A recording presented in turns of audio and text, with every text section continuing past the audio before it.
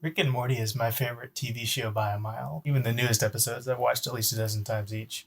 At the time I'm recording this, Season 5 just ended, giving us 50 regular episodes, plus the pilot for 51 total episodes.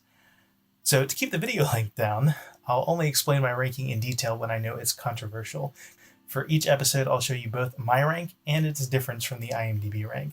See, that way you can disagree and get mad at thousands of other fans too, and not just me. Why are you fighting? Can't you see you're all the same? Hopefully you'll get to see why some fan favorite episodes don't work as well for some people such as myself, and I'll see if I can improve your opinion of some of your least favorite episodes.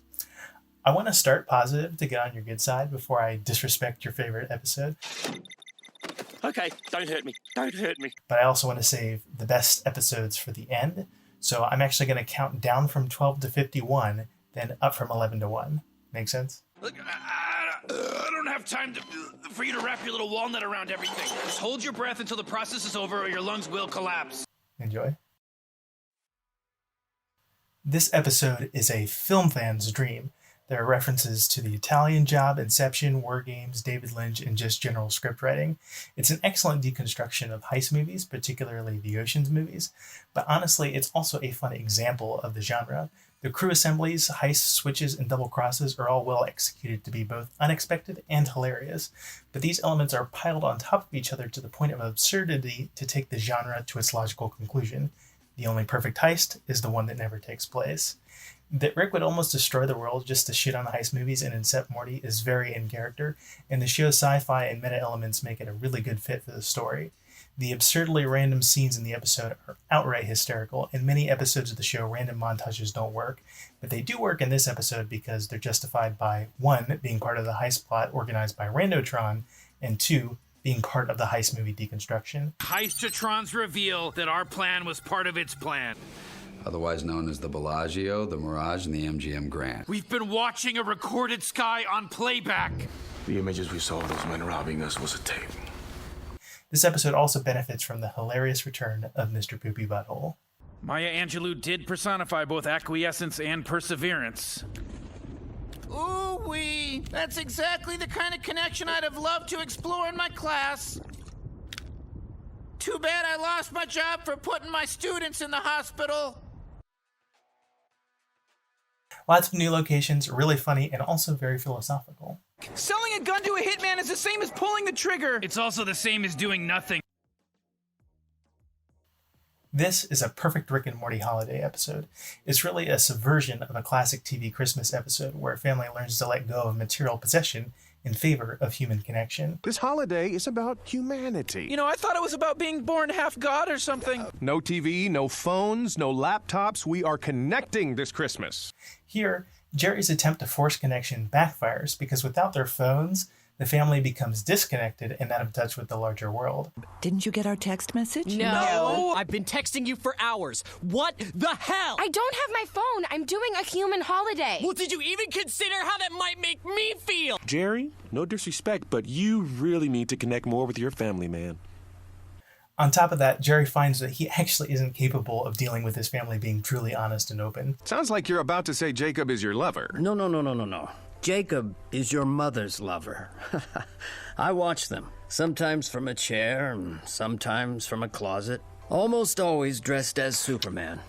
Ironically, Jerry was pursuing the platonic ideal of heartfelt family connection that only exists as a consumable product, an episode of television. Dad, can I have my phone back? Sure, sweetie. Here. Everybody, take a device. It'll help you relax. This is nice. Yeah. Look, I guess we really learned something this Christmas, Jacob. No, we didn't, Dad.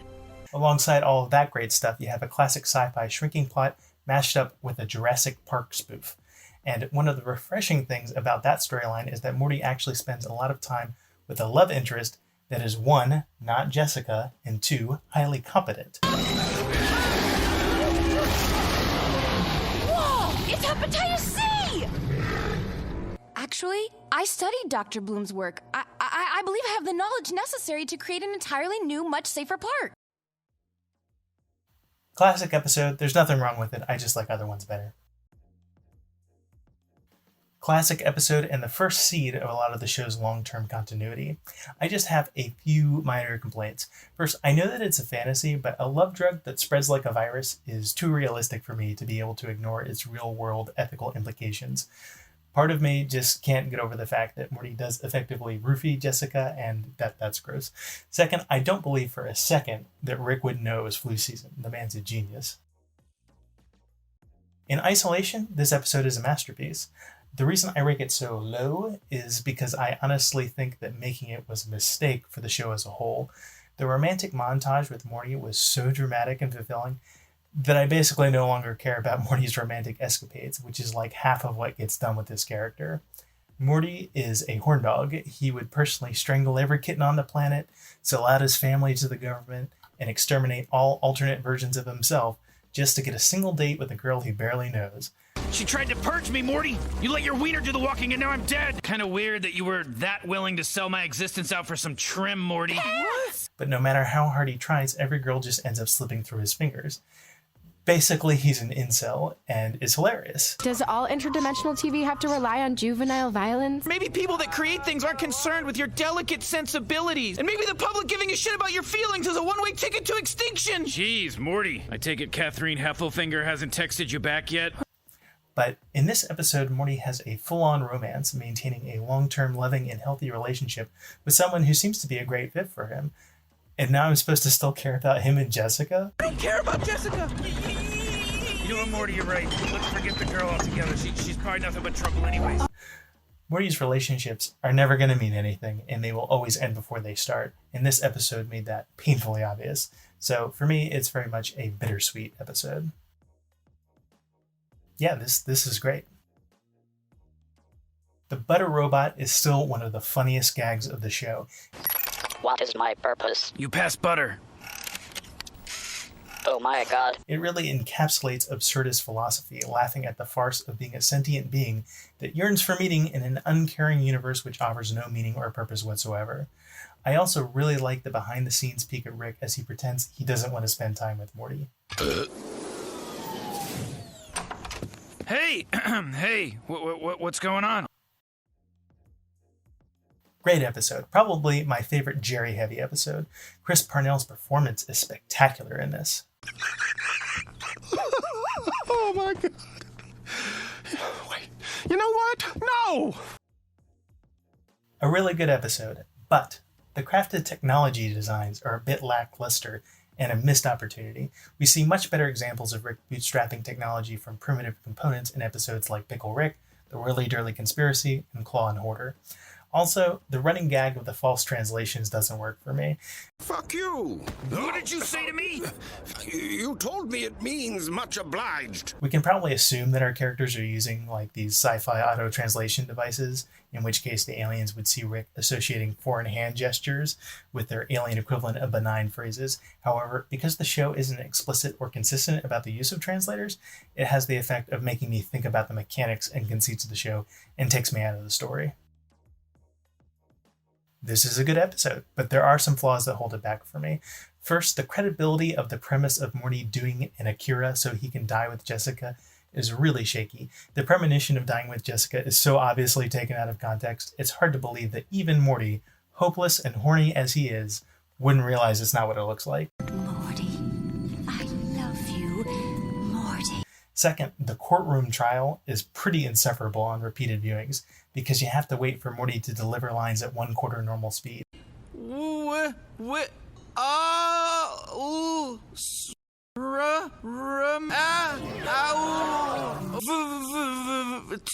Jeez, Morty, come on, pinch it off already. And the fact that his random noises then hypnotize the world into resetting continuity.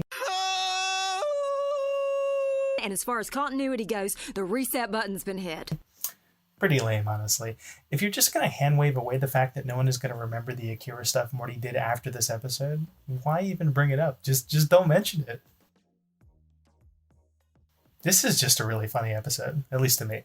First of all, the sex robot joke is hilarious. No matter how many times I watch this episode, it still makes me double over laughing. Also, I'm not above jokes about gender stereotypes. I used to think I was too good for that when I was younger, but, you know, Now I just think they're funny. I don't take it as serious social commentary. It's not offensive. It's just silly. They replaced females with birthing machines, allowed them to focus entirely on war. Now they just fight with each other over fake with sticks and rocks all day long. You ever see a line for the men's room? Do you hear me, Summer? Morty's parents criticizing his parenting is also really funny, and it only gets more funny the longer the show goes on and the more we see Beth and Jerry being irresponsible, deranged fuck-ups of parents. Oh, you are going to ruin that kid, Morty. At least we can agree on that. Destruction, domination. Nice. It's also nice to see a Summer and Rick team up for a change. The only other time it's really happened is a Rick Convenient Mort, 4 seasons after this. The male Gazorpian was born on our planet. You speak when you're spoken to, ding-a-ling. Wubba-lubba-dub-dub. Underrating this episode just because it's labeled a sequel doesn't make sense to me. 60 Minutes would be just as good of an episode if you added 1 or 2 more TV gags to it. There's no continuity between the gags, so doing more of them doesn't make the earlier ones any more or less funny. That's why they keep sneaking interdimensional cable into new episodes, and it keeps working. Hey, Morty, let's watch some interdimensional cable. Remember how we used to do that? Whoa, what? Can I help you? How did we fall asleep during interdimensional cable? Yeah, what the hell, Summer? Everyone has a plumbus in their home.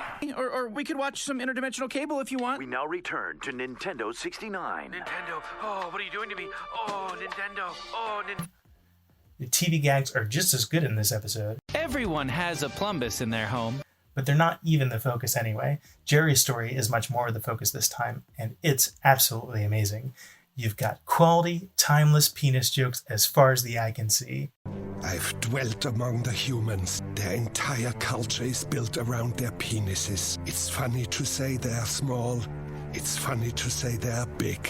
Hey, wait a minute. Oh, Mr. Smith? Oh, yeah, just masturbating. I bring my husband in for emergency treatment. He's gone an hour, and now you want his penis, and you hand me some catalog. I mean... Sheesh. I demand that you cut off my penis and put it in that man's chest. I'm a good person. That's the XP20XS.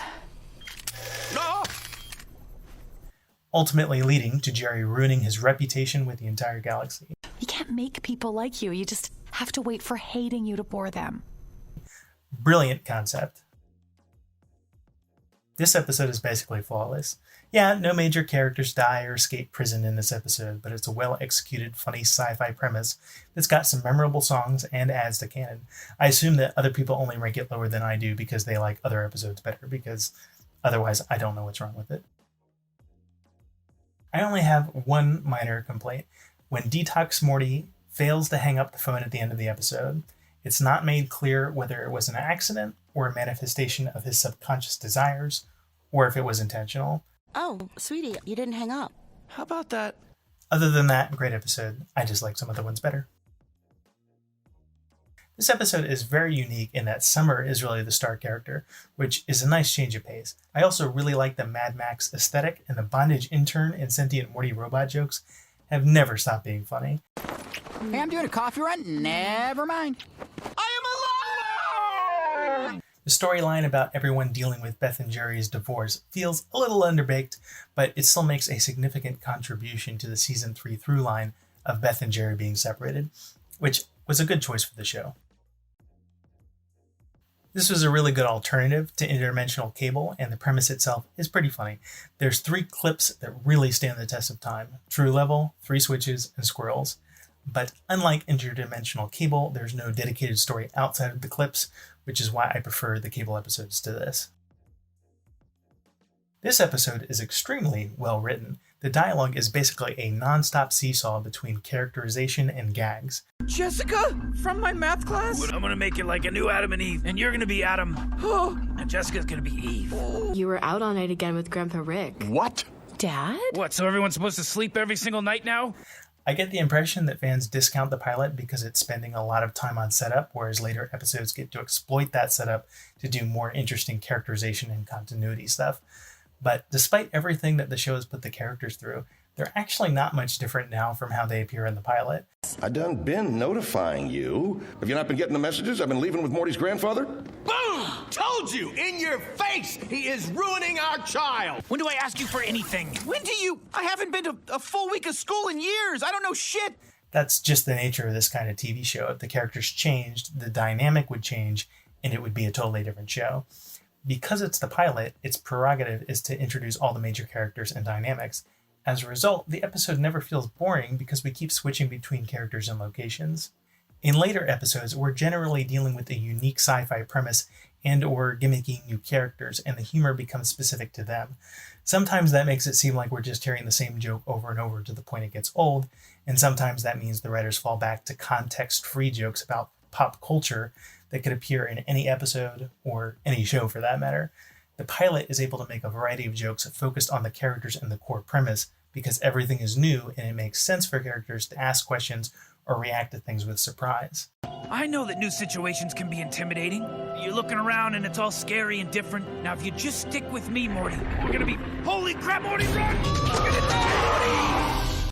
This episode has got a little bit of everything and is really well-rounded, which is why it continues to hold up pretty well, even after endless viewings and tons of changes to the show. Good episode. It's fun to see Rick paired with Jerry and Morty paired with Beth, but that's pretty much the entire appeal of the episode, and the show's called Rick and Morty for a reason. What can I say? I really love political humor. You anti-American piece of shit, you terrorist! You know, you use that word so much it's lost all meaning, Mr. P. Guards, these men are... what is the word? Terrorists. Wait, is that Gearhead? We were freedom fighters with his older brother. The galactic government considers us terrorists. Political humor falls in the category of it's funny because it's true. You're only vice president because I need 10% of the white vote. And is evidenced by the work of George Carlin and the movie Clue, political jokes age like fine wine, because the nature of politics and government never changes. How's this for a fireside chat? You just killed FDR. He was a monster, though. Don't mythologize him. He was a politician. So as time goes by, the jokes just get more and more funny as you laugh, with the tragic realization that after years of millions of emotionally and financially invested citizens having engaged with the political system, we find that society and government haven't changed in the slightest degree. Ryan died as he lived, a warrior and a hero, battling against terrorism and securing our nation. He became president of the United States in that moment, period. I am selling New York to France and giving all of the money to Congress. Now that's how you do it? He became president today. It's deliciously absurd and hilarious. Whose side are we on? I don't know, but we've done enough to pay for college. I also just like how petty the episode premise is. Rick's character is ideal for pointless dick measuring contests that almost destroy the world. I have to turn myself into a turkey and trick the president into giving me a presidential turkey pardon. Again? Why don't you two just f***ing get it over with? And on top of that, there's also a lot of fun film references. The only thing of value on it is the secret treasure map. All this time, no one knew what was on the bag. The back of what? No! It's the Declaration of Independence. You stole it. Morty, are you gonna be a fucking American nerd, or are you gonna be cool and steal the Constitution with Grandpa? Stay frosty, gentlemen. But stay frosty. Blueberries! We got blueberries down! Hold your position! 270 degrees! It's 280 degrees! Sir, we are losing the mental game down here. I want a PlayStation 5. I hate every country in the universe, brother. They're job placement programs for the politicians that invent them. Okay, Fight Club. Reject the basic assumption of civilization, especially the importance of material possession.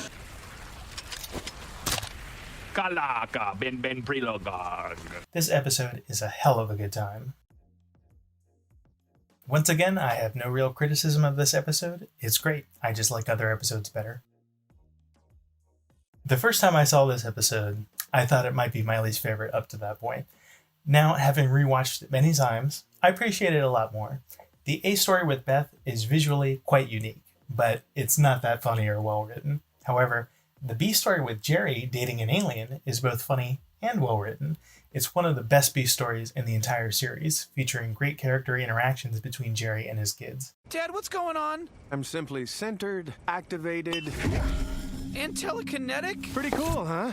Dad, do you understand how serious Crutabulon soul bonding is? If you want to lecture anyone about commitment, start with your mom. Oh my god. Dad, is that what this is about? You think it's cool that having sex with her gives me telekinesis, but you're grossed out by her avocado-shaped head and blue skin, and you think I want to put a bag and a wig on her head.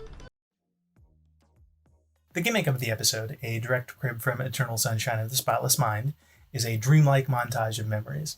But disappointingly, the memories are mostly not informing of the characters, not funny, with the exception of Squanchy stand-up.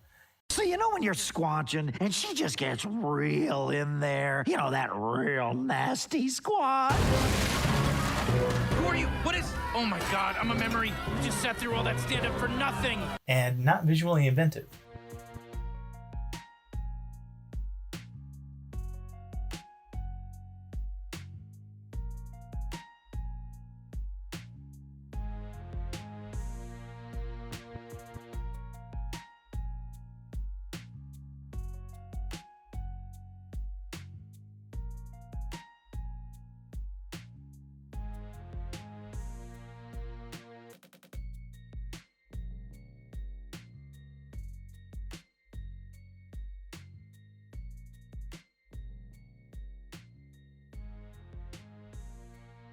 What this episode mostly is, it's a fan service wet dream.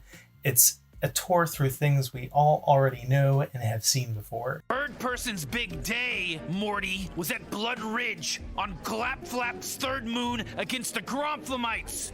The war in which we fought is far from over. We live our lives in hiding. I don't expect you to keep fighting, but this war is... Far from over, I know. This is my new friend Birdman and his friends. We all just met at this festival and we're so high we formed a band. In a lot of ways, what I really am is a deep cover agent for the Galactic Federation, and you guys are a group of wanted criminals, and this entire building is, in a certain sense, surrounded. Is this a bad time to reveal I'm an undercover officer? Everyone knows you're dead. Bird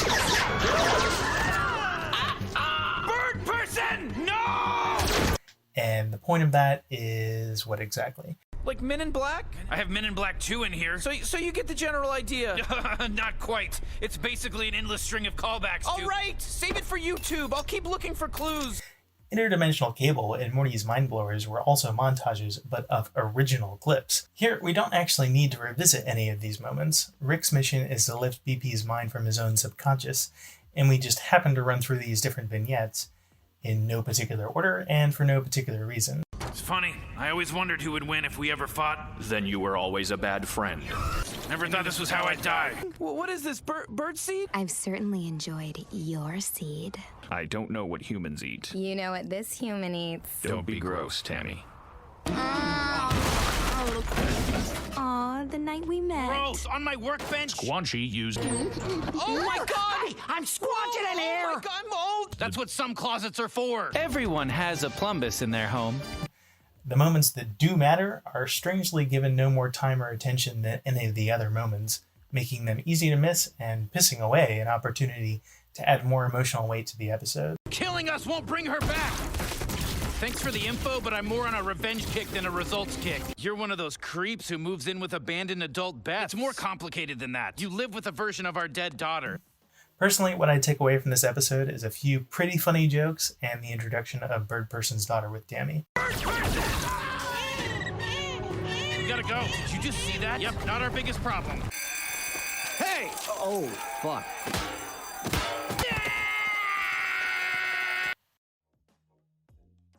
The deer surgery B story is pretty weak. Beth saves a deer. Good for her.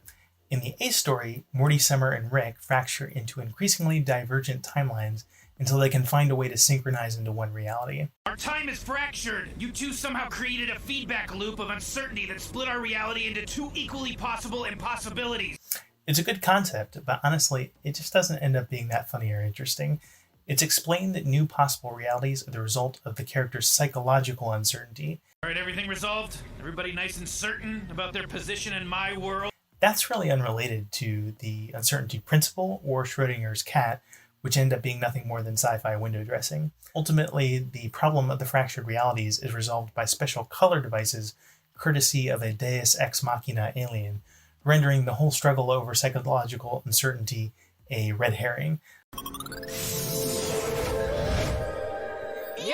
We're back. no more cats. Problem No more solved. cats. Oh, you did it. You fixed it. Yeah, I did. Apart from a weak script, the visual representation of Fractured Time is also kind of ugly in my opinion. For practical reasons, the divergent timelines end up being shown simultaneously in little thumbnail images, which are all nearly identical looking. So in practice, we spend nearly half the episode just looking at low-res images of the Smith garage. So neat idea and fun to watch the first couple of times, but overall a messy episode. The moment where Rick chooses to sacrifice himself to save Morty does a lot to redeem it, though at this point in the series, it's not as unique a moment as it once was. Not without its charms, but a weak episode overall. I gotta tell you, I'm not a fan of Space Beth apart from her visual design. She just feels like young Rick. Like Rick, but if he cared more and took fewer risks, or Rick, but not as funny or interesting for a TV show. It's your hero phase. I had one too. You'll outgrow it. You cosplay as your shitty father in his 30s. Red alert. I'm coming with, now that I know my life is a lie. Wow, you really are 35. The which Beth is real question was never really interesting, and won't be, until the two Beths are trapped on an exploding space station and have to fight for the one-seater escape pod. Morty, you gotta at least want to know who your real mom is. Not really, Rick. There are no story or character consequences to any of this. We've just developed Beth into Proto-Rick and hit Control-CV. He told me you're the clone. What do you think he told me? You're the clone? Wow, naive and attractive. Wow, jaded and hot. So your origin is what? You fell into a vat of redundancy? The invisibility belt gags also fall completely flat for me. Yeah, you use invisibility to be Peeping Tom. It's not complicated. That's why the typical sci-fi shtick is to have it come with a severe side effect, like it's permanent or turns you insane or something. They do so little with it in this episode, one wonders why they bothered with it at all. Like, to me, it just feels like filler. Like, we need some jokes to pad out the episode. Let's just make them all about invisibility hijinks. Morty and Summer, we work together. That's our arc. We went from siblings to invisible to working together. It's not Citizen Kane, but why compete with whatever's going on here, you know? I think the writers really need to find something better to do with Beth's character. She can't just be Rick minus a Y chromosome. So far, I think they've fallen really short with her. The episode premise is really boring. Once you hear Rick and Morty on a Purge planet, you know exactly what's going to happen. Rick and Morty are accidentally going to get trapped there and have to fight. Morty's not going to want to, but will end up having to. Eventually they'll escape. And that's what happens. At least the Purge movies double as class commentary, which here is just shoved in at the end of the episode with all the subtlety of a giant space incest baby. It's not a parody of the Purge movies. It's just a shitty knockoff of them. Now, the jokes about bad script writing are funny as hell, but the other stuff, including all the unemployed Jerry jokes in the B story, they don't withstand repeated viewings. Meta story circle joke. Pure cum The premise is fun. Almost too fun. There's not enough tension in the A story. We have to wait until the second half of the episode for the race war to start for there to be any sense of danger or moral complication, so most of the episode feels pretty flat. Here's some things an adventure needs, Beth. Conflict, stakes, a way for me to benefit, and clearly Morty. The B story might be the worst in the entire series. Beth and Jerry argue about the alien prisoner under the garage, and then they keep doing it, and then they do it some more, and I absolutely loved the first 2 minutes with the distress beacon and the last 2 minutes with Rick's suicide attempt. The rest I don't really need. The action animation is admittedly really slick, but there's not much to the episode outside of that. This one's not as bad as most people think. If you watch the episode enough times to build a tolerance to the dumb dragon sex jokes, then you can appreciate how funny the jaded wizard character and jokes about magic versus science are. This episode, I feel, is more missed opportunity than outright failure. So, the epic story in the Narnia realm was funny to watch once. So time moves faster in there? It's like a Narnia thing? The reason it's really easy to follow the plot through all the time jumps, even the first time watching the episode, is the story is extremely trope-heavy. Some examples, using terminology from tvtropes.org. Looks like you could use a hand. I swore to Mother if I ever met you, I'd avenge her. wasn't my fault. Jesus Christ, why is every old guy super jacked? I'm sorry, Father. I'm sorry we never believed. Papa, why do we guard the gate? Because one day, the dark child shall return. God damn it! What do you want me to say? I'm sorry! You saw nothing! You are a foolish boy. Those called fools are the only ones brave enough to see the truth. Oh, tell me, Father, am I a fool now? Oh, it's real! It's real! I was wrong! I was so wrong! God is real! Do you know why you're special? Again. Again. You are not ready. Oh, right. You'll be needing this. For the wine. Oh, we got him! So it's basically just a Disney movie, and honestly, I think that's what I'd rather watch. Outside of Narnia, we have Mr. Nimbus, Rick's nemesis, who controls the police. Right. Rick has a nemesis? He controls police, Jerry. Right, that tracks. In Dumb World. Kinda sounds like some random made-up bullshit. And guess what? The way he gestures and repeats his name is derivative of Mr. Meeseeks. That's right, I said it. I am Mr. Meeseeks, look at me! There aren't any new ideas or major character developments in the episode, and the premise is underutilized. The better version of the Rick uses an entire temporally isolated world to complete a mundane task storyline is Season 2's The Ricks Must Be Crazy. Now, if the writers do something with Time God Jessica, I might start liking this episode better, but I'll believe that when I see it. Hey, how's it going? F*** off, I'm a time god. Well, if you made it this far in the video, congratulations on making it to the hill I'm going to die on. The premise of this episode is so good, it's a downright crime for me to rank it this low. Or it would be if it wasn't already in my top 11, which it is, because Forgetting Sarek Morchel, and I intend to prove this if you'll hear me out, is little more than a remake of the Season 3 episode Vindicators 3 Return of World Ender, which is deservedly one of my favorite episodes, but which most fans seem not to appreciate.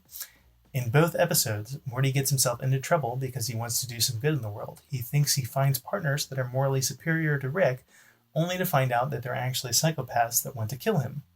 But Vindicators is also a Marvel hero send-up, and the hero characters are given both a stereotypical backstory, but also real characterization and interpersonal conflict, whereas the guy, what's even his name, he just drank at the same bar as Rick.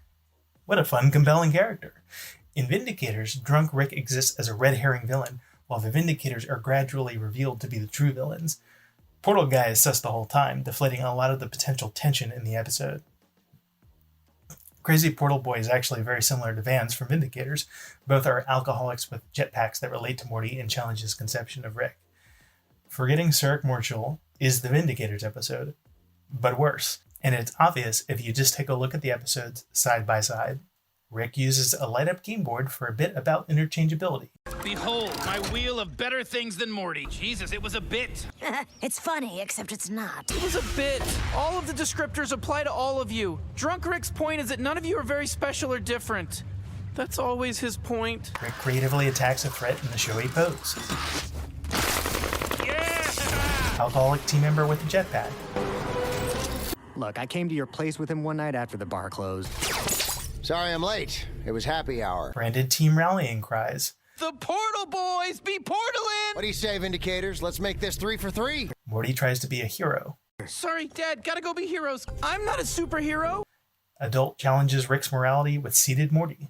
Man, that is not a healthy relationship. Break the cycle, Morty. Change the things that you can change. Rick says good and bad are artificial constructs. Yeah, well, I get the feeling he kind of needs that to be the case. Stealthy cabin reversal. Rick wants Morty to think he was right all along. I'm open to what you're describing if it's easier than wiping an unearned smirk off my grandson's face. It doesn't matter how right you are. Nobody wants to give you the satisfaction. Morty realizes his teammates are no better than Rick. Stop! Stop! They're unarmed! We exterminated a planet. Wait, huh? Morty's new teammate tries to kill him. That means I gotta kill you! It's for the greater good. Something totally unsurprising happens. Everyone acts completely in character, and then by the end of the episode, nothing's changed. So the A story is an Inception spoof, and the B story is a Planet of the Apes spoof. But oddly, they overlap at the end of the episode when it turns out that the canine takeover of Earth was all a dream, somehow set up by Rick off-screen as the second of 2 Inception dreams in the episode, creating a twist and preserving continuity.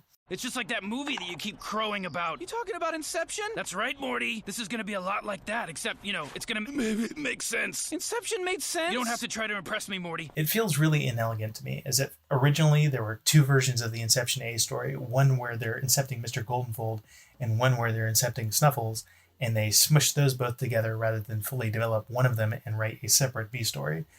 Regardless, I'm not a fan of either plotline. Talking dogs and jokes about stereotypical dog behavior just remind me of bargain bin family films. Not very funny. The sci-fi concept of seeing dramatic consequences resulting from Rick casually creating sentient life is better done with the Fruity Land creatures, the Butter Robot, the Decoy families, and the Microverse battery denizens. The Microverse episode is also a better execution of the nested realities and time dilation concepts. Breaking down the Inception spoof of the episode, the goal is to get Morty better grades, the obstacle being the dream version of Mr. Goldenfold, and the solution being essentially Freddy Krueger.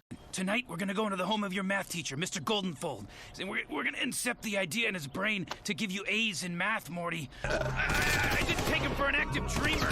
If you get killed in someone else's dream, you die for real, Morty. What? And that actually is a pretty good setup. But unfortunately, it was already done much better in the South Park Season 14 episode in Sheepshin. You're gonna take my son to a dream within the dream. Then we go into your husband's dreams. But your husband will think we're in Hasselback's dreams. Why do we need a football player? Sometimes thoughts of my dead wife manifest themselves as trains. You can go into a dream and take people in that dream into their own dreams? Not all the time, just this once. It's so complex and cool. You just don't get it because you're not smart enough. Let's move! Which is an Inception spoof where the goal is to help Stan with his hoarding issue. What kind of hoarding specialist are you? You trapped our son in his counselor's subconscious, and now you're saying he could die in there? The obstacle being Mr. Mackey's dream manifestation of the suppressed memory of the anti-littering mascot that molested him as a child, and the solution being, again, Freddy Krueger. So, he was hoarding because when he tried to throw things away, his subconscious would remember Woodsy's voice saying, "Give a hoot, don't pollute," and touching his penis with his wing? But in the South Park episode, the therapist helping Stan decide to intentionally recruit Freddy Krueger as a final gambit in an escalating series of absurd attempts to resolve the drama of the episode. What are you doing? I'm going in. Mommy? Did somebody order a pizza? No. Probably one of them in the dream. All right, I'm going in. All right, that does it. Get your coat. Where are we going? We need to get help from the most powerful dream infiltrator in the world. There's some good men stuck in there. I said I'm done with it! Everything all right, Fred? It's fine, babe. Get back in the house. In Lawnmower Dog, the Freddy knockoff is just someone who appears by coincidence, making him more of a Deus Ex Machina. Why would Mr. Goldenfold's dream version of Mrs. Pancakes' dream version of a centaur be dreaming about a scary place like this, Rick? If you guys ever need anything, just say the word. As a matter of fact, Terry, there is something you could help us with. And in case you were wondering, the South Park episode aired in 2010, 3 months after Inception was released in theaters, whereas Lawnmower Dog aired in 2013. What about this? South Park did it 4 years ago, Morty. They're fast. Or we're slow. But hey, it's not all bad. Doing a Rule 34 joke in the second episode, that's pretty funny. It's a Hellraiser parody. It's a mech anime parody. Once again, derivative of Vindicators. Mother Nature has enlisted the help of 4 young adults from each major ethnicity. They lost Lady Katana, Calypso, Diablo Verde. Yikes. Yeah, things did feel less diverse in there. You single-handedly saved a national forest with ease. I do what I can, but I can't do it alone. There are a bunch of drama queens that spend an hour talking and 20 minutes jumping around while shit blows up. We are about to close deal. They're the writers of their own press releases, Morty. Okay, Grandpa, the meteor's almost here. We can go now. Nah, we still got time. Well, then stop being in love and start having fun. Oh, love's pretty fun, Summer. Rick, Supernova's getting away. Who cares? But she was trying to kill us. Morty, 20 people try to kill me every week. I end up getting high with half of them. We were so close. You murdered 300 people. We exterminated a planet. Wait, huh? The system is broken, Morty. This is the only way I can save Earth. He's a shapeshifter. Destroying Dorian 5 was the only way to kill him. She can't stop us. We'll get him next time. There's no time left! When did it get so complicated? No!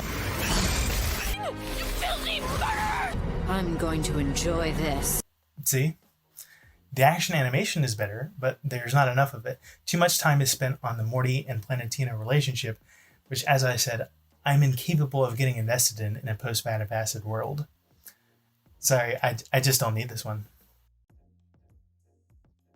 I mean, we were all 14 once, but for God's sake. This episode could have used some more self-control. Okay, this is the most critical I'm going to be, and then I'm switching to my favorite episodes, and I get to be nice again.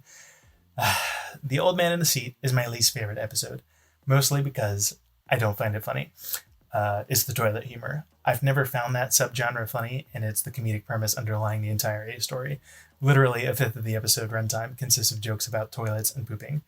Yes, I measured. So if you don't giggle anytime someone says poop, this episode is just painfully unfunny. Now that's very subjective. Raising the Zorpazorp is all cliche gender jokes. Interdimensional Cable 2 is mostly dick jokes.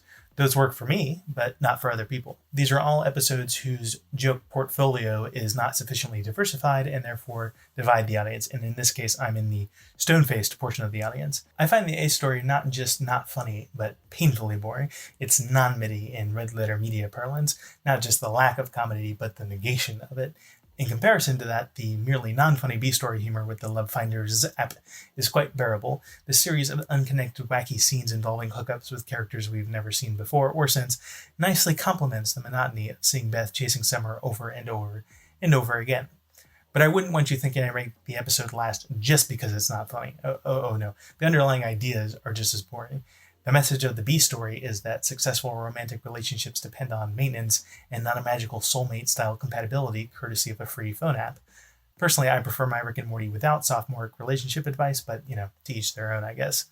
The A story asserts that Rick's controlling nature causes him to manufacture his own loneliness by pushing away potential friends, but those ideas were already developed in episodes like Autoerotic Simulation, The Wedding Squanchers, and Pickle Rick. I would like to have seen Rick demonstrate more self-awareness about his insecurities by intentionally seeking out friendship at the end of this episode. For example, Tony could have been the catalyst for Rick trying to recover and revive his friend Bird Person. Without something like that, this episode isn't adding to Rick's character. It's only pretending to, which I find a little insulting as a viewer. So, as far as I'm concerned, nothing new or consequential happens in this episode, and subjectively, it's the least funny episode by far. There is exactly one thing I like about this episode, and it's the after-credits scene showing Jerry's water delivery fantasy, which I feel is a fun character detail. You've got the same great wordless storytelling as the montage from the Vat of Acid episode, only the fact that it's snake-themed makes it really funny too.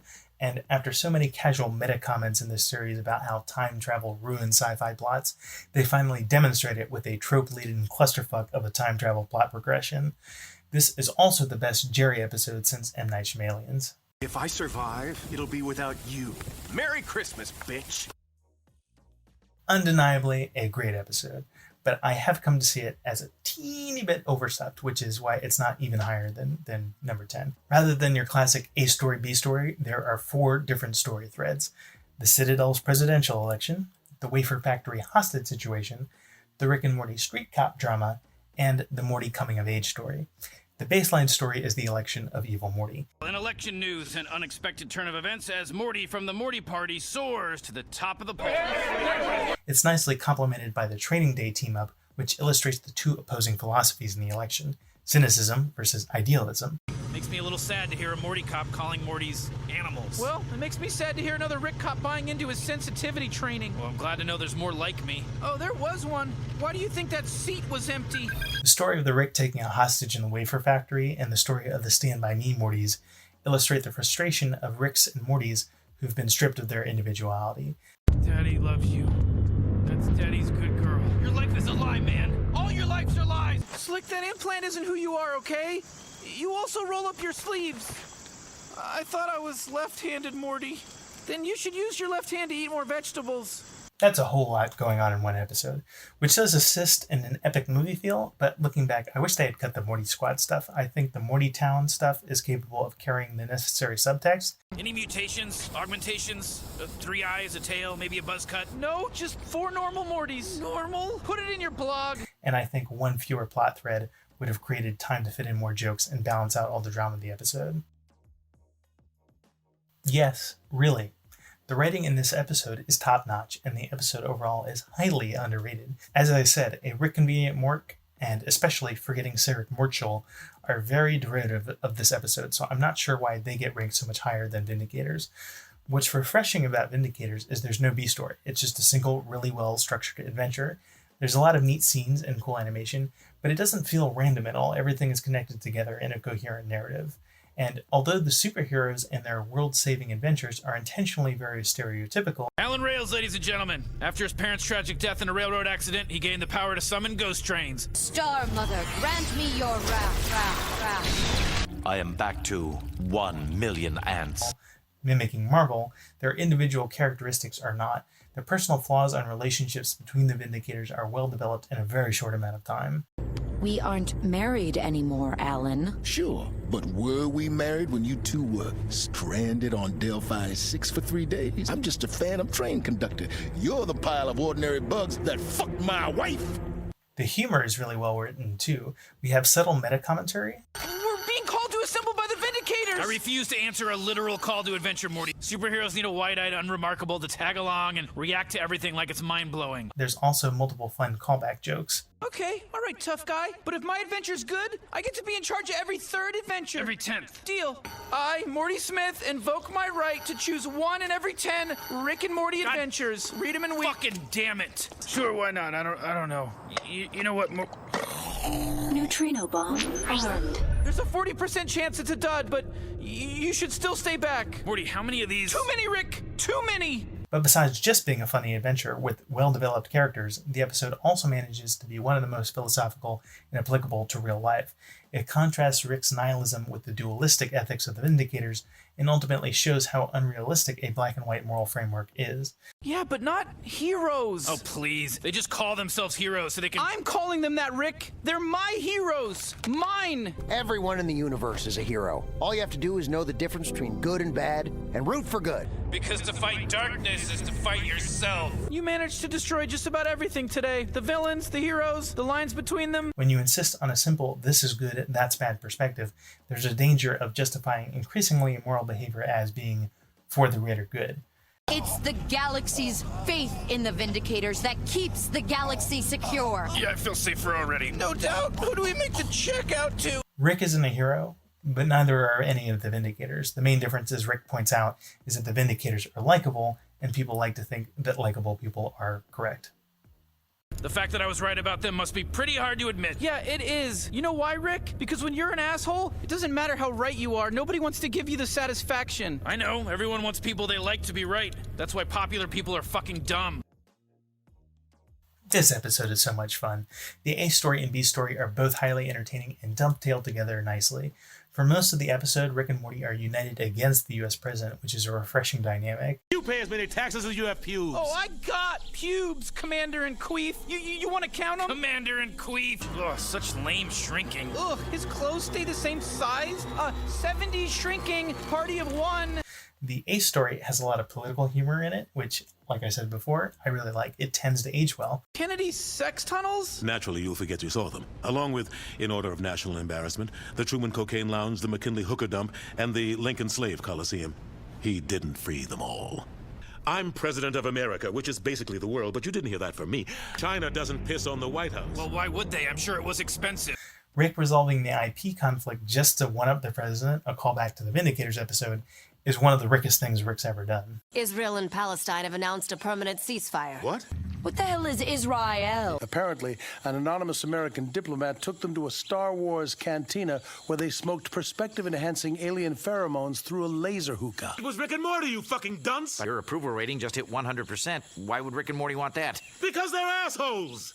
And many of the jokes in this episode, political and otherwise, are visual, which I feel gives the episode a lot of rewatchability and helps to fit a lot of humor in without resorting to random disjointed scenes. Whether Beth was a clone or not was never that interesting, but her psychological struggle with it in the B story is hilarious to watch. The dialogue in the episode is also particularly good. I like the aesthetic of the symmetrical repetition used in some of the back and forths. Beth? My dad might have cloned me, and I might be the clone. And he says I'm not, but that's what he'd say to a clone. Typical. Rick, did you tell my mom she might be a clone? No, I told her she wasn't. Well, isn't that what you'd tell a clone? Dad, you're here with a gun because I'm a clone. I guess I have all your daughter's memories, which makes me related to her, but I don't relate to her. I relate to them. Aren't there like infinite timelines? Can't you just move to one where a different but identical version of your crazy bitch of a daughter can keep making you proud by being somewhere else? Beth, you crazy bitch, you're my daughter. The meta after credits scene featuring Mr. Poopy Butthole is the cherry on top of a really great episode. Sorry I never showed up, but I got married, I had a baby, I went back to school. What did you do while you were waiting? Hopefully you didn't just fuck around and waste your life. This is a great episode, though I do think some fans are overrating it just a little bit at the moment because it's new. Personally, I was immediately let down when we got to the anime intro, which doesn't hold a candle to the existing fan-made one from 3 years ago. I kind of feel like the show's animators didn't even try. I mean, there's so much anime to pull, inspiration from. So I found that kind of shocking and disappointing, but luckily pretty much everything else is God tier to make up for that. It was a nice misdirect to start the episode, making it look like the writers had completely abandoned continuity, only to dive deep into it by doing a 180 back to the Citadel. Despite the fact that we get a long montage of Rick genociding other Ricks to get revenge for his wife's murder, it's not really what provides insight into his character, and Morty accurately summarizes the story dump as, Whoa, dead wife? Yes, now everyone can shut up about it. That's all sort of a red herring. What's really interesting is what's revealed by Evil Morty, the fact that after his rampage, Rick felt so isolated that he engineered his own personal matrix to live in so he could escape reality. We thought that events were unfolding in a full multiverse of infinite possibilities, but in fact, we were only ever in the corner of the multiverse where Rick feels safe, where he's the smartest person in the universe, and when something goes wrong in the world, people ultimately have to turn to him for help. He's always needed, and he's always loved because he makes his home with people he knows will love him unconditionally, people who will always take him back even after he fucks them over for the umpteenth time. And the Evil Morty, he's just a copper top looking to take the red pill, someone frustrated by the fact that his purpose under the finite curve is to be a character in Rick's own personal Fruity Land rather than an autonomous individual. That's some fucked up shit right there. I could say more, but that's enough praise for now. Fantastic episode, but not flawless. My top 6 episodes, though, they are actually flawless. They are such self-evident masterworks of television that I really don't need to do more than just name them. A great episode and a great McDonald's ad turned PR nightmare. I mean, it's Pickle Rick. At this point, anyone watching it for the first time will find that its reputation has preceded it.